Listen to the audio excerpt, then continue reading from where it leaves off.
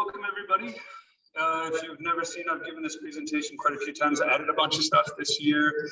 I tried to add in a few things. I'll be using the annotation and some of the response buttons. It'll be pretty obvious when we get to there. First, let's do this. Couple things about this presentation. It is the robotics manipulators presentation. A little bit about myself. I'm the head coach of Team 3023 Stark Industries. I know the giant flag behind me is subtle, so you couldn't even tell what was going on there. We totally lean into this. Stark Industries is our team name. Our mascot is Iron Man. We shamelessly steal that. We have contacted Marvel and asked them not to sue us, and so far, so good. Why is this presentation given in 3 parts? I'm giving part 1 today, part 2 next week, and part 3 the following week. Honestly, I'm going to go pretty fast, even with it in 3 parts. The first time Alex Sherrick ever made me do this, I did it all in 1 hour, and it was insane. So it's growing every year. What exactly is a manipulator? Now, what is the definition that most robotics kids use? So please, if you could, type in the chats your answer to this question. Non-serious answers only, please, though. Because let's be honest, what's the fun in giving the official serious one? And then we'll give you guys a little bit of time to do that. And I'm gonna, there we go. I had everything set up perfectly. And then as soon as I shared my screen, everything changed, which is always fun when that happens. So let's see what we got going on in the chat window here. Okay. The up or downer, I love that one. Make someone do something when in, okay, very good. Yes, I love those. Those are some good ones. In fact, what usually happens is you say something, what exactly is a manipulator? And kids, not the drivetrain, but that's true. The mover thing is yes, and then somebody who watched a little too much Monty Python and the Holy Grail. And they just shout that out whenever they can, and then I always give them this face. So, what exactly is a manipulator? Well, officially, a manipulator is a device that moves the game piece from where it is to where it needs to be. And I would argue, to prevent calling it the thing that does the thing with the other thing, it's very helpful and useful to give your manipulator a name of some sort. I mean, the grabber thingy will work for a short time, but you should probably give it something else. Okay, so the first, it's not really the most important, it's tied for the most important question, but the most important question is manipulate what? And then this is what, okay, I've been giving this presentation for several years, and I love seeing all the game pieces. But when I saw the video for the teaser videos for this year's challenge, I got a little excited because, okay, well, a couple of things. One, it's all these old game pieces in the first teaser, which is pretty cool. But then I got a little freaked out when they did this, the floppies.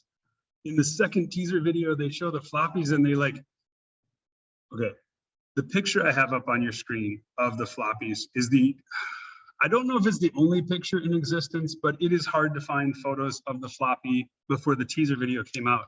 This was not a fan favorite, to put it mildly. I had to still shot a video in order to get this picture just to find one for this PowerPoint. Okay, I should say this too. So pay attention to all the game pieces. There will be questions in a little bit. We had tennis balls, 13-inch one. Okay, here's another fun fact. In the teaser video, one of my students swears that the 6-inch water-filled ball was present in the second teaser video. I don't know if that's true, but as soon as he said that, you know, half the team shouted out water challenge confirmed. But you need to pay attention to all the different game pieces throughout the history of FIRST. I will be asking you some questions in a moment here. We had 98. Okay, you start to see see some repeats, some fan favorites. Soccer ball, second time soccer balls popped up. Stack Attack. For those of you who have flashbacks to 2015 Recycle Rush, it was not the first time totes were a game piece. First Frenzy, Raising the Bar. So this season, it feels like they're going to have us do a lot of stuff with old game pieces, and that's not the first time they've ever done sort of like a throw it all together one. When I saw the tetrahedrals, I was, oh man, I kind of hope we have tetrahedrals. I've been wanting tetrahedrals for a long time. We have inner tubes, 2007, 2008. We have those Lunacy, 2009. That they were color coded different colors. One of the combinations was a moon rock, one was an empty cell, and one was a supercell. So it depends on the colors. Okay, now we get into seasons that 2010 breakaway. That was the first season I coached, and these are the ones that are more familiar. 2012, that was a lot of fun. Frisbees, man, that was fun. That was good stuff. These are ones, now we're getting into ones where teams actually have some experience with and know a little bit more of some of these game pieces. So, and the reason why I bring all this up is that one of the biggest things you need to do when you find out what this year's game piece is, you need to figure out, has this ever been seen before? And if so, how did they bring it in? How do they deal with it? How do they use it? That is going to be your best bet. And so anytime a game piece shows up, you should go through the archives, try to figure out, have we seen this before? Do we already know how to deal with this game piece? So this is where, okay, I got two separate questions for you. There's one question that I want you to use the stamps. If you look at the top of your screen, you should see like the annotation button. It's a little like pencil mark one. And then go look for stamps, and you can choose any stamp that you want. There's hearts, and I don't think they have unicorns, or they do have shooting stars and hearts. But what I want you to try to answer is this. What was the highest number of appearances by any one game piece throughout all the years? And then finally, also in the chat, I'd like you to answer this one. Which game piece had the most appearances? Also, you can't just shout the spherical one, that doesn't count. It's like when I ask my students, what are we going to do today? And they always respond, science. We're going to do science today, Mr. Durand. And I'm like, yes, thank you. That is a useless answer. So please go ahead if you can and start stamping all over. 5, 6, okay. Good. See, we're favoring the stars, which is nice. And then in the comments, we got, okay. In the comments, we got, oh, Todd talked about sorting game pieces by color. That might happen this year. So we have the 13 diameter ball, the 24-inch diameter ball, the 10-inch diameter ball. And then we're waiting to see more. Those are all good options. Okay, got a couple people who voted 4, 5. When I made this table, I started at 1, and it took me a little while to realize that that is not a number we need to have on the scale for us to vote on. I am glad I figured that out before I posted this, because I'm sure someone in my hub would have given me lots and lots of grief about it. Okay, so let's see if we can figure out who is the closest and what we got going on here. Oh, look, I get to, oh, I chose hearts. Hearts are the best. Okay. Because the answer is, I need to do the annotation. There we go. Okay, there we go. Good, they're still on the screen. Let me see if I can erase. There we go. Oh, thank you. That was very helpful. Okay. So now the suspense is going to kill you here. All right. The correct answer was 5 times, and there are 2 game pieces that tied for 5 occurrences. Let me see. The 24-inch diameter ball was posted by Levi. Congratulations, my man. You got that one right. 5 times for that one. And then we have, after this, we have 4 times was the squishy one. And so we have that going quite a bit. Okay, so some people could, argue and split hairs here. I do have the 7-inch, and there were 3 10-inch ones, so I don't know. But 2011 funny shapes. So there's a lot going on here. If you consider the 24-inch and the 30-inch, those are pretty close in diameter. These together have a whopping 7 appearances, which just means they really love to mess with us with the giant ones. One of the last times we had a 24-inch diameter ball, I think the robot could only robot could be like 26 inches total, which was just, I don't know if they were just laughing at us or being mean or what's going on here, but these are some of the outliers we've had in the past few years. You'll notice there's a higher percentage in the more recent years that I've quit trying to make predictions about any of the game pieces. There is no pattern. Don't try to see a pattern. Okay, now we've figured out the game piece. I would recommend going back to look at this when we find out what the game piece is. Go back to those years, watch the videos, see what they have to say. Now, this is the second question, and it is just as important as the first. What do you need to do? Lift, dump, hang. What are we going to do here? Kick, gather the balls, get those. Those were a long time ago. Throw, fling. That was a fun one. We got to fling frisbees. Recurring tasks. Accumulators, lifting high, long reach, delivery. And these are just the ones for part one. We're going to talk about other recurring tasks that occur more relating to the game field and some of the other ones. Regardless of what you're doing, regardless of the game, it's almost always, it's all about control, and it's generally recommended that you try to avoid gravity feed because it can be slow, it can easily jam. The issue is, though, it's very tempting because gravity is it's a free force you don't have to do anything with, but it is very, very problematic. Throughout all of these different manipulators, what you are always trying to do is gain control, keep control, and never lose control of your game pieces. All right, so most games have a relatively straightforward process. There's the intake, just bringing the ball, gathering the ball, bringing it into your game piece, into your robot.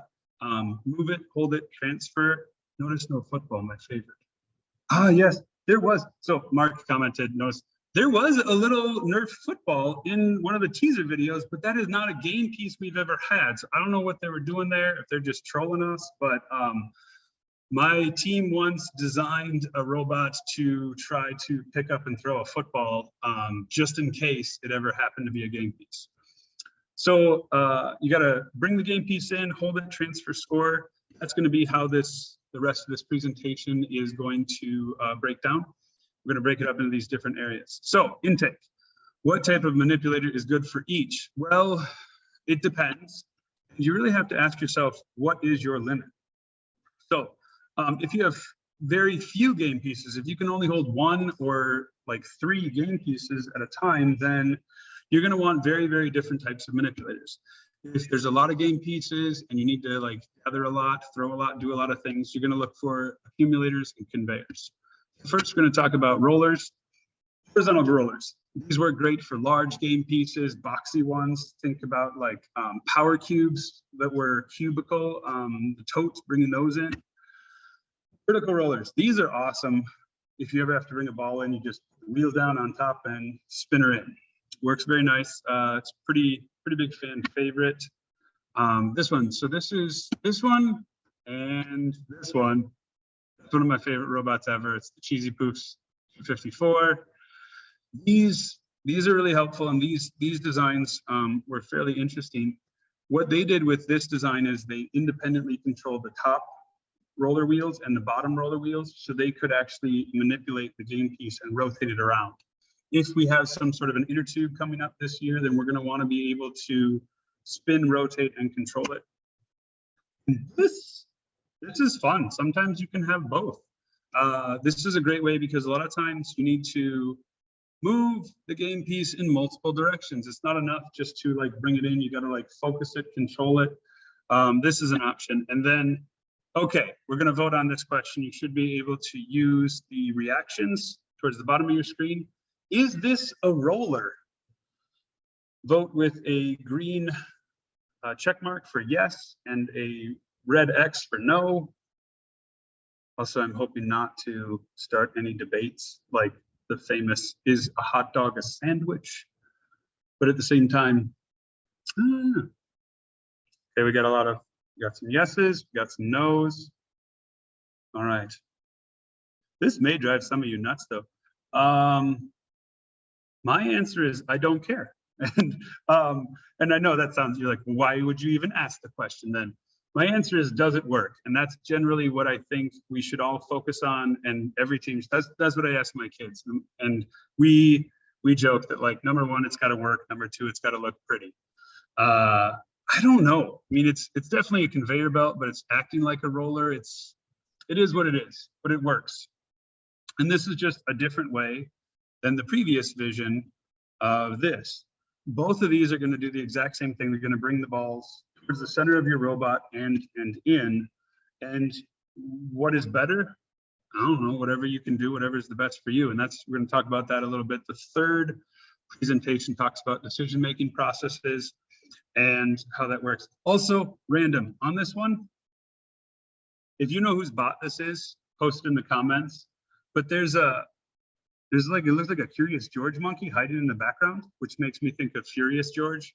But also there's a tag that says 4965, which I don't know, but I could go either way on that one. Anyways, fine. Okay, now rollers aside, there is another option for intake, and it's gripping mechanisms. And this, it can be tricky to grab on to a game piece and lift it up, partially because, well, most teams don't necessarily do the physics, do the math, do the calculations, and figure out the numbers on this. You actually need to have about 2 to 4 times as much gripping force as the weight of the object. So if you have a 2-pound object, you need at least about 5 to 8 pounds of just gripping force in order for you to have any type of control over that game piece. The other problem is a lot of times teams will have 2 arms coming out and grab it, but then it pinches in one spot and then it rotates and it pivots and it's problematic. If you're going to do any sort of gripping, I would argue you should always try to give your mechanisms, your motors, some sort of mechanical advantage, springs, bungees, anything like that at all that can help your motors to not burn out as easily. It's mostly free energy in a way. So the other thing you should know is faster mechanisms, they cover a multitude of mistakes. So how do you do it? There are pneumatic claws, motorized claws, and suction. And we're going to talk about all of them quickly here. Pneumatic claws and clamps. These are pretty solid. They can be built very powerfully when you have the pneumatics going on there, and they can give you a lot of grip. You can see in the bottom one, that is a pneumatic clamping mechanism with wheels on top. And a lot of times teams are like, why not both? And sometimes that is the best option here. Motorized clamp can be slower, can be less powerful. The question is always, what do you need? What I love about this picture is that you'll see at the very end of this PowerPoint that I borrowed a lot of these slides and images very heavily from a man by the name of Bruce Whitfield. And he works on this team, 24/71. And I had to modify some of these statements because in his original PowerPoint, years before they built this robot, he talked about how motorized clamps are a horrible idea. And it just reminded me of a couple of times in my coaching career where I have told my kids this type of manipulator is garbage and we should never use it, only to then have a robot with that manipulator on it. And I've learned my lesson to basically never speak down about any manipulator. I don't know, maybe this was built and Mr. Whitfield was in complete protest the entire time. However, his team did build this and he was still mentoring the team at the time. Okay, so motorized, if you haven't picked up on the pattern yet, a lot of the decisions, a lot of the choices come down to what's the game piece? What are you trying to do with the game piece? What do you really need to do? Because almost every type of manipulator really shines beautifully in a very specific situation. And you need to try to figure out which manipulator fits the situation. Now, I just got done and say that, and then we get to this one, which, so this is a suction cup. And the pros were hard for me to get 2 bullet points on. It is somewhat simple to make a suction cup grabbing typey thing. The cons, okay, the cons, yeah. Also, I do love this photo. I do believe that if the Pixar lamp ever decided to compete, this is exactly what it would look like. I know I just got done telling you not to trash on any type of design or manipulator, but this seems like a horrible idea to me. Mostly because it's really this bullet point right here. In order for you to get a decent suction grip on any game piece, you need to have a pretty solid seal. And that means the game piece has to be like, you know, a smooth surface. And after what, 2 minutes, one round, those game pieces look trashed. I mean, there have been games where if it's a squishy ball, they get completely and utterly destroyed. I mean, they just get ripped apart completely. So this one seems to be wise at best. So, all right. So if you are limited to a very few number of game pieces, which one is the best? Please type in the comments what you think is the best for this one. Few game pieces, what do you got? Oh.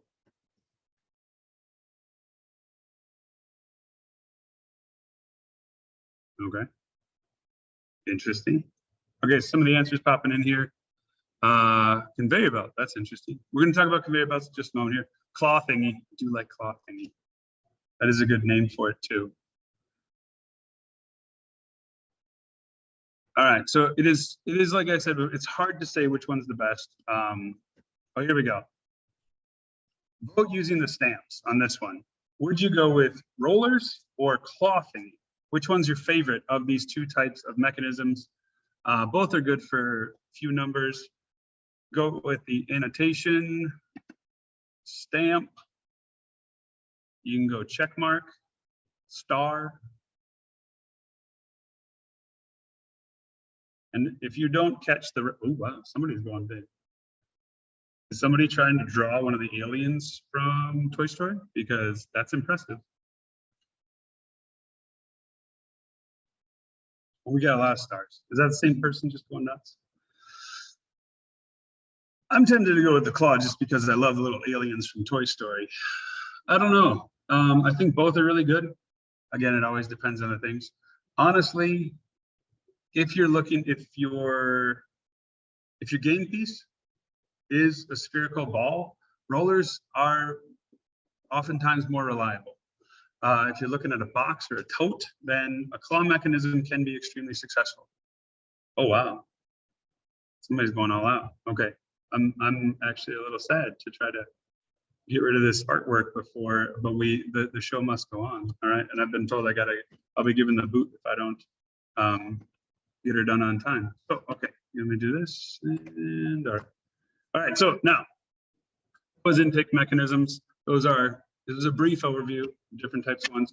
Now, if you only have a few game pieces, or if you're only allowed one game piece, then this second part, the hold, it's usually not that big of a deal. Usually, whatever device you use to grab the thing, you also use to then, score the thing.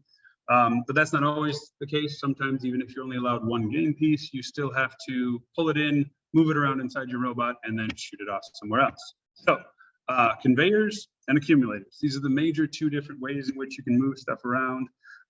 There are a couple of different ways you can do conveyors. We'll be talking about those here in a moment. Both can be used to either A, take the game pieces up to a shooter mechanism, or B, just deliver. Almost always the case you're talking about here is either shoot for the high goal or dump it into the low goal. Both are different strategies a lot of teams go for in different ways. The tower that you see on the left side of your screen, I love that thing. That is beautiful and glorious and just awesome. And it is a very, very old robot from many, many years ago. They were doing this amazingness a really long time ago. They got a beautiful intake system going on right there. And they have this really cool sort of twisted toroidal system going on there. It's lovely. It's just lovely. The belts that you see on the right are from the Basketball Year Rebound Rumble 2012, I want to say. We had that almost exact same belt mechanism on our robot that year. And then a roller, more traditional conveyor belt system in the center. So conveyors, moving multiple objects. The thing you have to ask yourself is, well, the thing you're trying to prevent is when you're moving a lot at the same time, you don't want to have a jam going on inside your conveyor belt. So there are a couple of different ways to solve this and ways to think about this and deal with this. You got to ask yourself why they're jamming. It's usually low friction. That will help. It's usually, they're just getting stuck in there. And so some teams will have a low friction surface. Some teams will have rollers on the other side of their belt. more complicated but more reliable solution. And a lot of times that is really the trade-off that you're dealing with. It is almost always the case that the more reliable, more accurate is going to be a bit more complicated. That one, though, causes some issues when you're trying to power it, and we'll talk about that in a minute. Okay, so how do you power your conveyor belt? Well, if you've been paying attention, the pattern is there are options, and it depends. And that's always the case here. But if you go with the two moving sides, some teams figure this out right away. It's obvious to some people, maybe not. Not all students see the logic of this, but a lot of kids will just be like, we'll put this, and then we'll just, you know, we'll just put a belt between them and it'll be great. And you're like, that's not gonna work. And they're like, why not? Well, if you have this set up this way, you're gonna have a situation where the ball is just going to be spinning continuously. And it's not gonna go the way you want. So because of that, you have to come up with a fairly, these are your options. We're going to have a chance to vote on which one you like or don't like in just a moment here. But you can do a gear system like this, put the motor wherever you want. This one, you could have a belt and gear system combination. This, okay, yeah, this, I don't even know if my students wanted to do this. I don't even know what, I mean, like, what the heck? We'd like have to rip the belt off of the drill press or something. We don't have belts to do this. This one seems like, it's like a mechanism wheel on a swerve drive. That just seems unnecessarily complicated. However, it is one of the official options. So which one seems the simplest? Which one would you vote for? Which one would you be like, let's do that? Because the other ones seem like a headache waiting to happen. Vote using the check boxes and the annotations.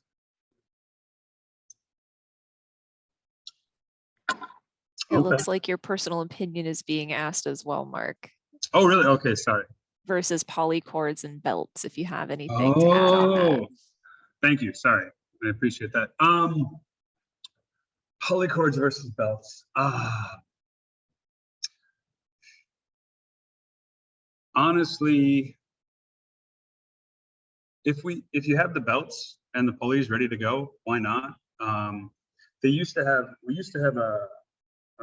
an allowance from Gates that would give us a certain amount of money for belts. We just get like free belts and stuff like that. That was always nice. Haven't had that for years, but I prefer belts just because they already connect nicely and easily to the motors. Polycord can be awesome and wonderful. A lot of teams use it very well. My only concern with polycord is whoever's gluing it together. If they don't do that well, it'll come apart at the worst possible moment. And you know, usually a lot of teams, they're like, hey, freshman, here's the super glue, try not to glue your fingers together. Which, I mean, I get it, but at the same time, if that polycord snaps, then you have issues. So it's really nice to have both and experience with both.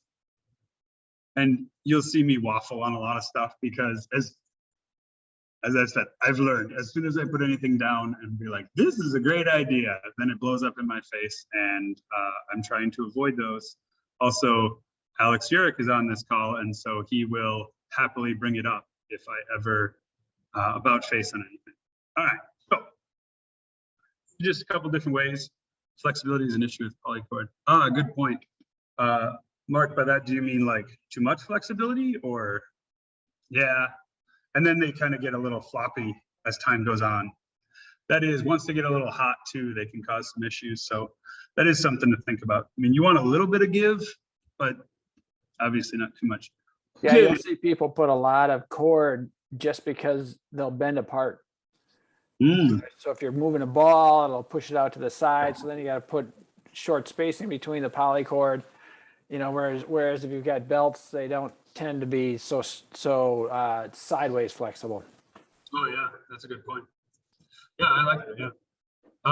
Okay, so conveyor belts are nice. Sometimes you just need an accumulator. This is usually you just have a giant type of object where you're just pulling a ton of game pieces into a giant box essentially that you are going to either then shoot from and or just dump. And this is where it can be kind of interesting, problematic, create issues. Question for you. True or false? Conveyor belts or conveyors are best for loading into a shooter? Vote with either, we're just going to watch the screens here. Green check mark for true. All right, got some true.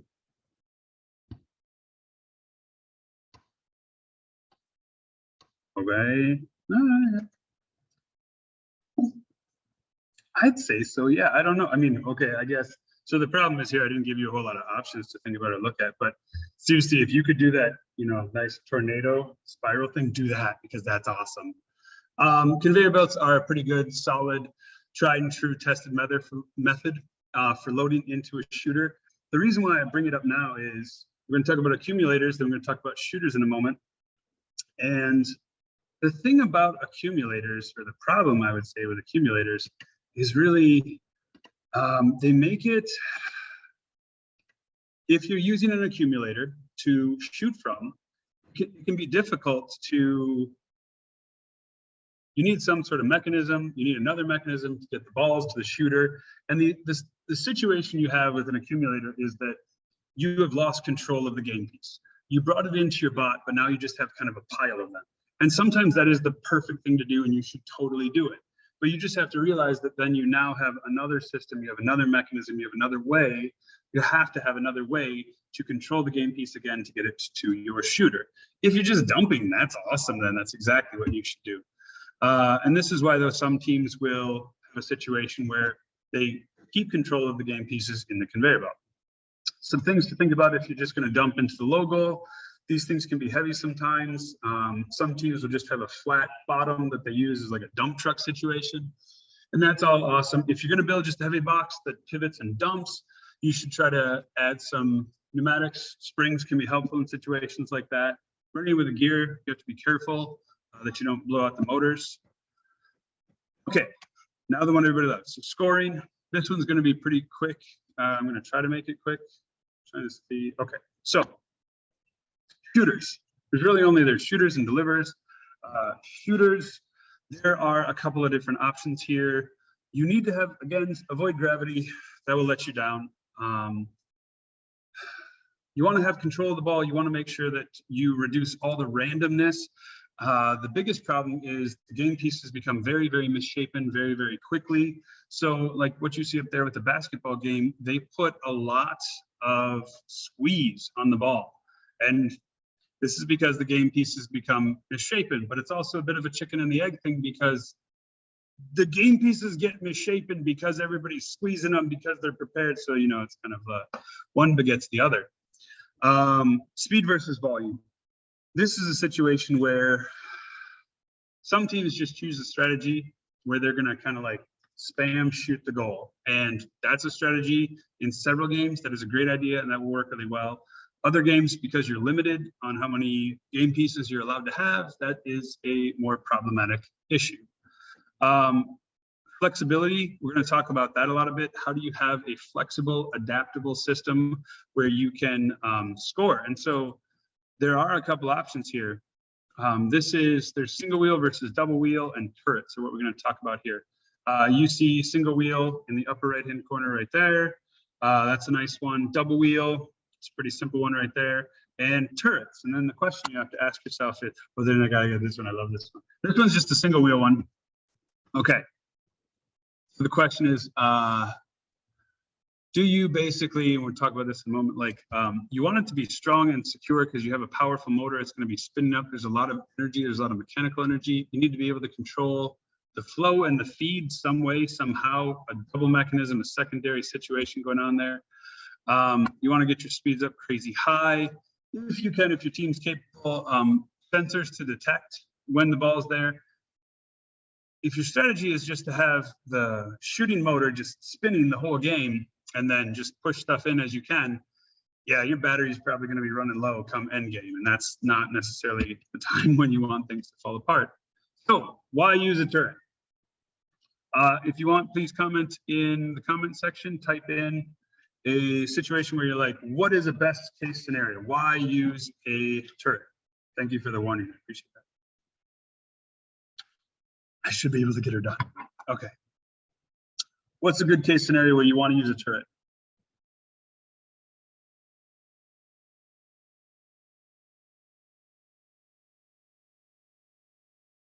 All right. Judging by this, we have a lot of people who are like, never, turrets are horrible. Okay, good. I like that. Yeah. There's a lot of situations where turrets are nice because essentially what you're asking is, why use a turret? Why not move the robot? Well, sometimes you get pinned in. Sometimes you need to be able to shoot from multiple places.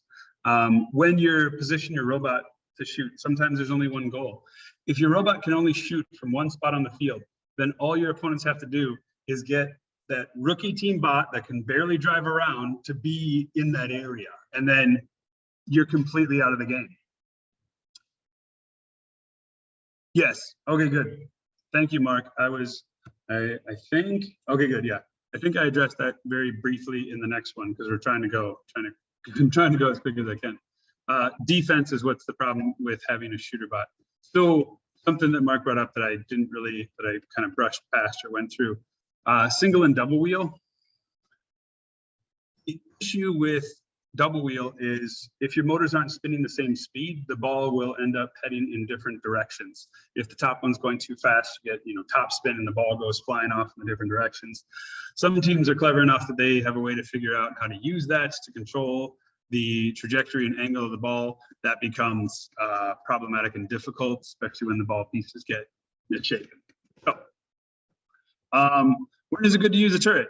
If you have one goal, fixed targets, things like that. If there's a bunch of goals all over the field, then you probably don't need a turret as much. Rotating turrets, there's a lot of information out there. There's a lot of really cool systems. This is a homemade built one that a team put together. There's a lot of weight though. You need to make sure that you have a ton of bearings. This thing has bearings all around it. It's pretty awesome. It's also got some nice ratcheting systems built into it. Okay, loading mechanisms, just because I love these. A lot of teams just use pneumatic pistons. If you just have one piston on your bot and you have to do all the pneumatics for that one piston and all it does is pushes the game piece in, it's a lot of work for a little payoff. These are two systems that I love, the Geneva gear and the reciprocal gear. The Geneva gear just because that is beautiful and awesome and you can 3D print something like that pretty easily. It gives you a fair amount of control. You can put a fairly low spinning motor on that thing and it'll load one game piece at a time. It can be a lot of fun that way. Plus it looks really cool to have on your robot. Right, now, before we do questions, real quick summary. When you're trying to figure out how to manipulate the game piece, look around, see what works, see what has worked in the past. Somebody else has done something similar at some point in first history, and hopefully they posted the picture somewhere.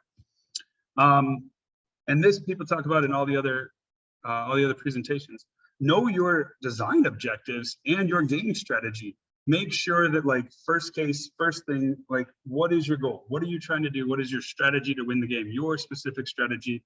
Make sure that you're not, a lot of teams, we get caught up with how do we do this thing? And we're trying to create a Swiss Army knife that can do all things and the Godbot that can create everything. And that's great if you can, but most of us need to focus and make sure that we are building a bot and a manipulator that can accomplish our task. If your task is to run around crazy fast and score a lot, then you better have a really fast intake system. Okay. Make sure you understand your dimensions. Also build it well. We had a beautiful, and we had a design that was extremely, it was very intelligent. We had another, I'll say what another mentor came over and said, that design is amazing. And I'm like, yeah, it doesn't work. He's like, oh, you built it horribly, but it's a great idea. And I'm like, thank you. But I do take, it was a compliment to our design team and a bit of constructive criticism to our build team. But we built it badly. Also, you probably screwed it up. Always refine the design. And then we put googly eyes on our robot every year. This year's robot has a mouth on it, which I love. And I would say, don't forget that you're supposed to be having fun. We're supposed to be goofing off a little bit. Make it fun, make it enjoyable. Name the manipulator something weird and stupid. Thor's hammer is if you are launching something, if you are kicking something, then you better name it something awesome and fun. The mule leg, if you have a kicker, that's a great idea. Just something fun. And then before we do questions, I need to put this slide up. I borrowed heavily from a PowerPoint that was made by Bruce Whitfield. He borrowed from Andy Baker, and it was like it's like archaeological layers making this presentation, going farther and farther backwards in time and seeing the same exact slides appearing in PowerPoints going back many, many years. So I just wanted to make sure I give credit to everybody who I took stuff from, and I just took a ton of stuff off the internet too, the pictures and stuff. Yeah. Okay, questions. You can either unmute your mic to ask questions or type them in, type them to the chat feature. Either is fine.